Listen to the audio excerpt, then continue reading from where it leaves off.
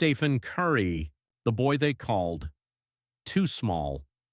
Chapter 1, an outcast in an elite family. In the NBA, a last name is either a golden ticket or a pair of shackles. For Stephen Curry, it was both. The son of Del Curry, a man whose three-pointers in the 90s made arenas rise to their feet. Steph was born into basketball, but he didn't inherit status automatically. He wasn't strong enough, not tall enough, not loud enough. When Del brought him to practices, others looked at Steph and thought, him? He didn't have explosive athleticism, no intimidating presence. He looked more like the editor of a school newspaper than a future dynasty killer. Colleges didn't believe in him. Duke? Nope. North Carolina? Not a word. Kentucky? Just a shrug. So he ends up at Davidson, a college most people only knew from geography class. But there was a coach there, Bob McKillop, who saw what no one else did. The obsessive repetition, the perfect shooting form, the precision, and most importantly, the mentality. Not just I want to prove them wrong, but I'm obsessed with doing it. During the 2008 March Madness tournament, he became a national sensation. He torched favorites, scored 40+, drained shots from 30 feet, broke schemes. For a brief moment, he went viral, and still, only the 7th pick in the draft. 6 guys ahead of him, some of them aren't even in the NBA anymore. Chapter 2. The body fails. The spirit doesn't.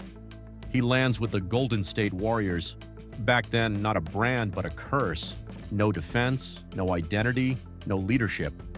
His early days in the NBA felt like fighting a ghost. He could score, but his ankles couldn't handle the grind. Every game was a risk. Every fall felt like déjà vu.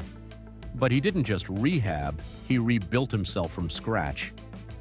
With his personal trainer, Brandon Payne, he dove deep into biomechanics, worked on joints, feet, ligaments, coordination, and most crucially, his mind. Because when your body fails you over and over, it's easy to stop believing. In 2012, the Warriors signed him to a 4-year, $44 million deal. Critics called it a gamble, overpaying a guy with glass ankles. But the front office took the chance, and it turned out to be the best deal of the decade. Step by step, season by season, he went from shooter with a gimmick to system destroyer. Chapter 3. The man who changed the physics of basketball. 2015. Steve Kerr joins the Warriors, and everything changes. He gives Curry freedom, more than Jordan ever had. He builds a system of constant movement, ball sharing, open shots, and most importantly, encourages risk.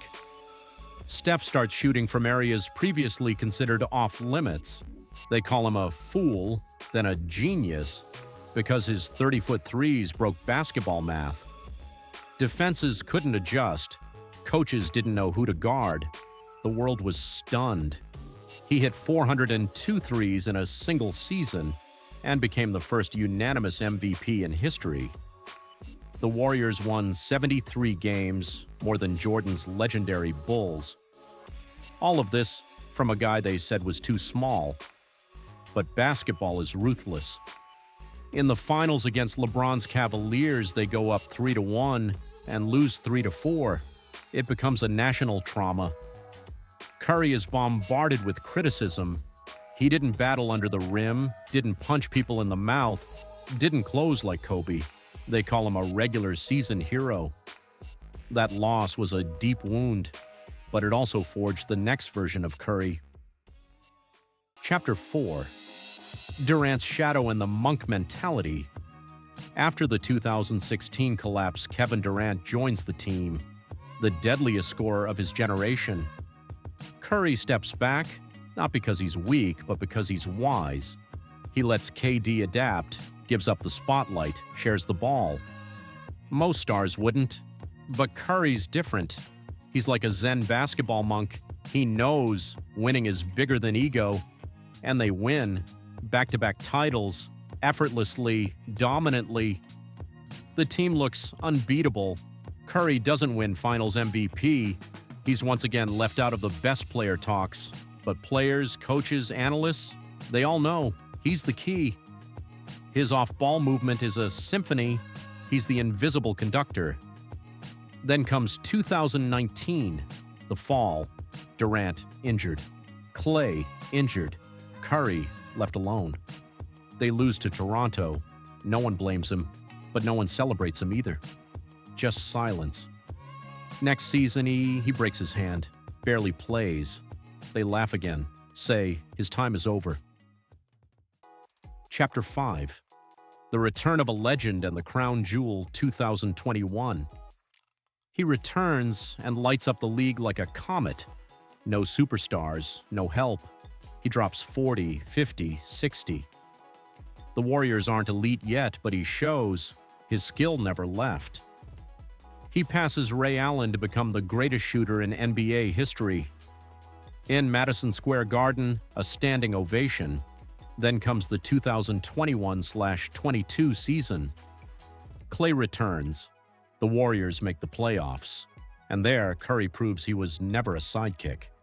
He dismantles Dallas, takes down Memphis, and in the finals, faces Boston. Game 4, down 1-2. He scores 43 points. The arena goes quiet. He lifts his hand, shows 4 fingers, a sign. His 4th championship is coming. Game 6, he seals it. And finally, he wins his first Finals MVP. All questions answered. He becomes the face of a dynasty, the basketball revolution, and a complete champion. Conclusion. The legacy of the man who wasn't supposed to be. Stephen Curry is a challenge to everything we thought we knew about basketball. He proved that height isn't everything. Weight isn't a sentence. Silence isn't weakness. The jump shot is a weapon of mass destruction. He inspired millions, from playgrounds to the pros, from kids to veterans. He didn't just change the style, he rewrote the paradigm. Basketball used to be about power, now it's about space. It used to be about contact, now it's about precision, all because of one man. Today, Curry is an icon. He has the rings, the respect, the family, but his eyes still burn. He's not done. He doesn't chase conflict. He just shows up and fires. And every shot he takes is a reminder, underestimate me, and you lose. In a world where everyone wants to scream, he became the king of silence, the king who changed the game forever.